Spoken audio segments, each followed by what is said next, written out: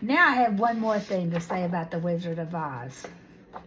This is a tribute to my dad. It's Father's Day, and I've written this in one place or another along the way. But I say that my dad was my Wizard of Oz. My mother ran the house. Don't get me wrong.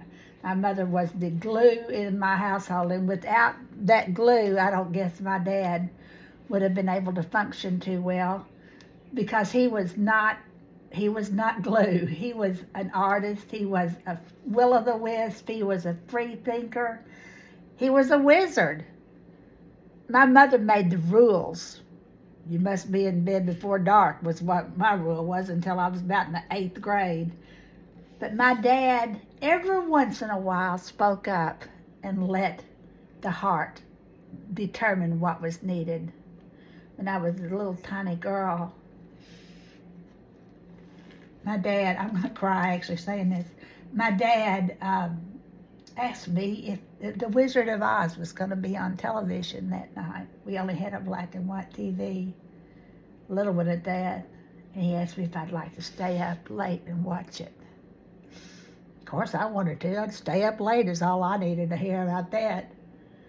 But I couldn't have been more than 4 years old, and I was absolutely enchanted by that movie. I've never read the Wizard of Oz, and I'm reading it now. So my understanding of the Wizard of Oz is that 1939 movie with Judy Garland in it, and Somewhere Over the Rainbow, and Professor Marvel, who rides in a gypsy wagon and sells snake oil out of the back of the wagon. That man is my dad. My dad was a gardener. As all my life we went out to the woods and gathered whatever was growing, and my dad would come home and try to make, well, we weren't starving.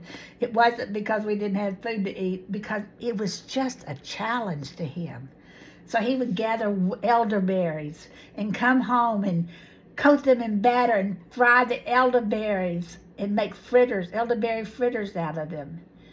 He would gather acorn, like an oak tree acorn, bring it home, soak it, grind it, make flour out of it, and make acorn bread. It was not the greatest bread, but it wasn't even about how good the bread was. It was about all of us going out to the woods at least once a week and looking for whatever was there.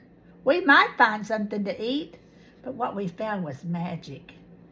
He would gather the tops of milkweed, and he cooked milkweed like asparagus. So we had, now this was, I'm telling you, this was back in 1955, long time ago, before the world caught on to foraging. My dad was a pioneer. He was just a barber. I mean, he made his living $1 a head at cutting people's hair. He made his life with his art. He was a cartoonist. He studied cartooning. In fact, his dad was one of the few people who could afford to have sent him to college. My dad didn't want to go to college. He wanted to study life. But he did enroll in a famous artist cartoon course, and he learned how to draw. He was very technical in drawing, very highly technical. His drawings are very precise ink drawings, like the artists at that time. The Disney artists, I think, may have come, I think they were out at that time. Frank Capps, it seems like Frank Capps is one of the people he studied. Those are good courses. In fact, I actually have those textbooks, or parts of them. Great course. And I refer to the method that they teach with my own teaching all the time. But back to the magic. The Wizard of Oz is another journey. It's a journey into self-discovery, a journey into the magic. A cyclone upsets the apple cart, and dumps Dorothy in a gorgeous garden filled with strange little creatures, about the size of her. Is that a coincidence? I don't think so. I had to look at it to know for sure, but which came first, The Secret Garden or The Wizard of Oz? They were written about the same time, about 100 years after William Blake and the onset of romanticism, romantic literature. So I don't know whether one was influenced by the other or not, but they both are influenced by romantic thought, romantic literature. So they talk about nature as a healer, light, yellow, light, brick road, darkness,